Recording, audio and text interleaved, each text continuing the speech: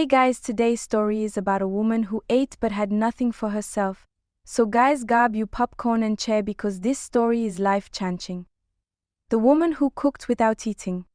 In a quiet corner of Lagos, where the streets were always alive, and the noise never truly slept, there stood a small house. Not beautiful, not broken. Just, inside that house lived a woman named Mama Sade. People in the neighborhood knew her. Not because she was rich, not because she was powerful, but because she was always smiling. Every morning before the sun rose, before the first rooster crowed, before the city even stretched awake, Sade was already in the kitchen. The soft crackling of firewood, the smell of boiling rice, the quiet rhythm of her hands moving without rest. She cooked, not for herself, but for everyone else. Her husband Bayo, who believed the man should never enter the kitchen. Her children, who never asked how the food appeared, only why it was late. Mama, I'm hungry. That was always the first thing they said. Never good morning. And Mama Sade would smile. Food is coming, she would reply gently. Because that was her role. That was her life, to give. Without question. And without complaint. But there was something no one noticed, something quiet, something hidden. Mama Sade never ate. Not properly. Not fully. Not first. She always said, I'm not hungry. But hunger does not disappear. She would serve her husband first, then the children, then visitors, then neighbors who stopped by. And when the pots were empty, she would scrape what was left, small portions. Nothing at all. But she still smiled. Because in her mind, a good woman sacrifices. A good mother gives everything. Even herself. Days turned into weeks. Weeks into months. Months into years. And slowly, Sid began to change. Her energy faded. Her laughter became softer. Her steps became slower. But no one asked why. Because the food was still there. And as long as the food was there, everything must be fine. That's how people think. They see what you give, but not what it costs you. One evening, the rain fell heavily. The roof leaked slightly. The power was out. The house was quiet. Sade stood in the kitchen, cooking again. Her hands moved, but her body was tired. Very tired. She held onto the table for support. For a moment.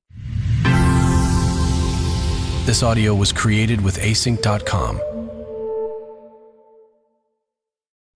She held onto the table for support. For a moment, she closed her eyes. Just for a moment. But that moment was longer than she expected. Her body weakened. Her knees gave way. And she fell. Silently.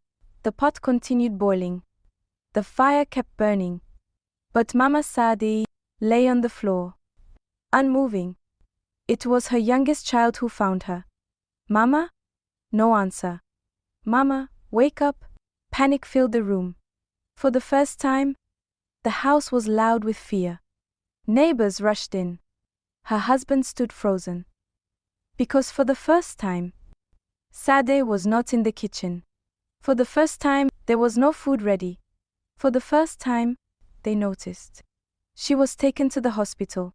The doctor spoke calmly. But his words were heavy. She is severely weak, malnourished. Silence filled the room. Her husband frowned. That can't be right, he said. She cooks every day. The doctor looked at him. Yes, he replied. But when does she eat? No one answered. Because no one knew. Or maybe they never cared to know. Days passed. Sade remained in bed. But alive. And for the first time, the house changed. There was no food waiting in the morning. No gentle voice saying, food is coming. No smile. Her children struggled. Her husband didn't know what to do. Cooking became difficult. Suddenly, they understood. Not just what she did, but what she carried. The weight, the sacrifice, the quiet suffering. One evening, Her eldest daughter sat beside her. "Mama," she whispered. Tears filled her eyes. "I didn't know." Sade looked at her, but still gentle. "It's okay," she said softly. But it wasn't okay. Because love should not cost someone their health or their life. She began to recover. But things were no longer the same. This time, when food was served, they waited. "Eat first, Mama," her son said. And she paused. Because she wasn't used to that. Not at all. But this time, she sat down. And she ate. Not last. Not what was left. And for the first time in years, her smile felt real. Not forced. Not tired. But peaceful.